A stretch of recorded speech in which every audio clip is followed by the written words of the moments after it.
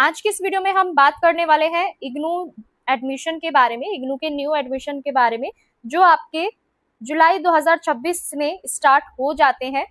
अगर हम बात करें इग्नू में एडमिशन प्रोसेस की, तो आपका जो इग्नू में एडमिशन प्रोसेस होता है वो 2 पार्ट में डिवाइड होता है। यानी कि एक आपका जनवरी सेशन होता है, दूसरा होता है आपका जुलाई सेशन। यानी आपका जो जनवरी सेशन था एडमिशन का, वो अब तक समाप्त हो चुका है, खत्म हो चुका है। अब एडमिशन प्रोसेस जो स्टार्ट होगा वो आपका जुलाई में स्टार्ट होगा। यानी जुलाई का जो सेशन आपका स्टार्ट होने वाला है वो जैसे पिछले सालों की हम अपने एक्सपीरियंस की अगर हम बात करें, जैसा इग्नू में हर साल होता है, तो इग्नू जुलाई सेशन का जो आपका एडमिशन होता है वो आपका मई के एंड से हमें देखने को मिल जाता है।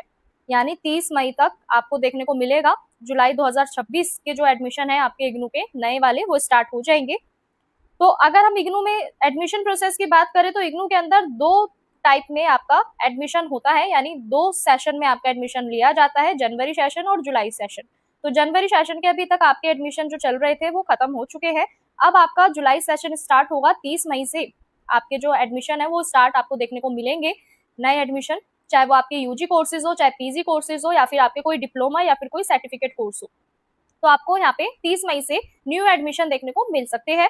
और जैसे हम पिछले साल की अगर बात करें, तो पिछले साल हमारा 30 मई से स्टार्ट हो गया था एडमिशन प्रोसेस, न्यू एडमिशन, और ये आपका हमें देखने को मिला था, या फिर हम कह सकते हैं इस बार हमें देखने को मिलेगा जून के एंड तक आपको मिल जाएगा। 30 मई या फिर जून के एंड तक आपको ये एडमिशन प्रोसेस स्टार्ट होता हुआ दिख जाएगा।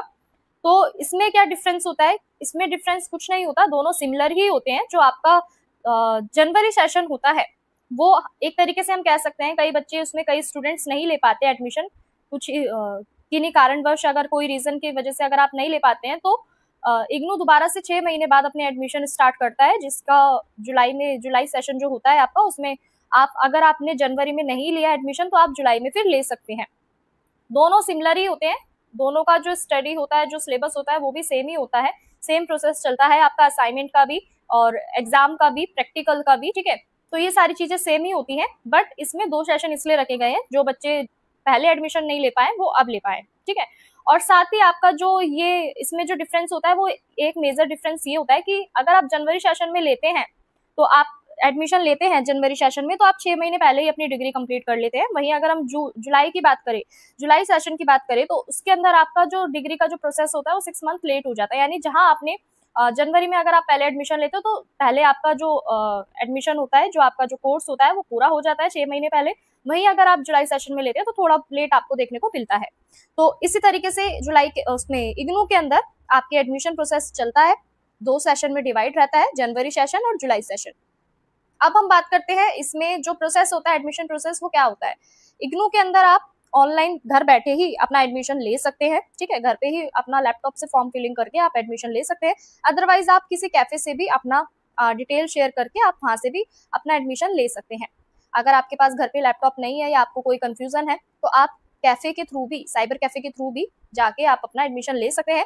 यूजी कोर्सेज के लिए आपको सिंपल चीजों की रिक्वायरमेंट होती है, जैसे आपका 10th की मार्कशीट, 12th की मार्कशीट, आपकी पासपोर्ट साइज फोटोग्राफ, और जो भी, अगर आप जिस भी कैटेगरी से आते हैं, अगर आप SC ST है तो आपका जो सर्टिफिकेट होता है वो लगाया जाता है। इसके अंदर आपको रिलैक्सेशन मिल जाता है एक तरीके से, ठीक है। तो ये अगर आप लगाना चाहें सर्टिफिकेट वगैरह तो आप अपना लगा सकते हैं, अदरवाइज इसमें कोई इतना मैंडेटरी नहीं रहता। वहीं अगर हम बात करें जर्नल कैटेगरी की, या अगर हम बात करें पीजी कोर्सेज की, तो पीजी कोर्सेज के लिए भी सेम प्रोसेस यही रहता है। बस उसके अंदर आपकी ग्रेजुएशन तक की जो भी आपकी मार्कशीट होती है, जो भी डिग्रीज होती है, वो आपकी कंप्लीट होनी चाहिए। इतना याद रखिएगा कि इग्नू कभी भी इनकम्प्लीट डिग्री के साथ, यदि अगर आप अभी किसी कोर्स के अंदर परस्यूइंग है या कोई कोर्स कर रहे हैं और वो मैंडेटरी है आपके यूजी उसके लिए, प्रोग्राम के लिए, एडमिशन के लिए, तो अगर आप अभी अवेटेड हैं, ठीक है, एडमिशन के थ्रू, तो आपको फिर एडमिशन नहीं मिल पाएगा। कहने का मतलब ये है, अगर शॉर्ट टर्म में हम समझे, तो आपके पास सारी डिग्रीज, जो भी आपके सर्टिफिकेट है, वो आपके पास होने चाहिए, तभी आपको इग्नू के अंदर एडमिशन मिलता है। अवेटेड स्टूडेंट्स को एडमिशन नहीं मिलता। तो ये थी आज की अपडेट। आई होप आप सभी को क्लियर हो चुका होगा इग्नू के अंदर जो एडमिशन प्रोसेस होते हैं वो किस तरीके से होते हैं, ठीक है। दोनों सिमिलर ही होते हैं, बस इसमें इग्नू जो है वो 2 बार चांस देता है। जो भी स्टूडेंट जनवरी सेशन में एडमिशन नहीं ले पाए वो जुलाई में ले सकते हैं, ठीक है। और इसी तरीके से आपका जो प्रोसेस है वो चलता रहता है।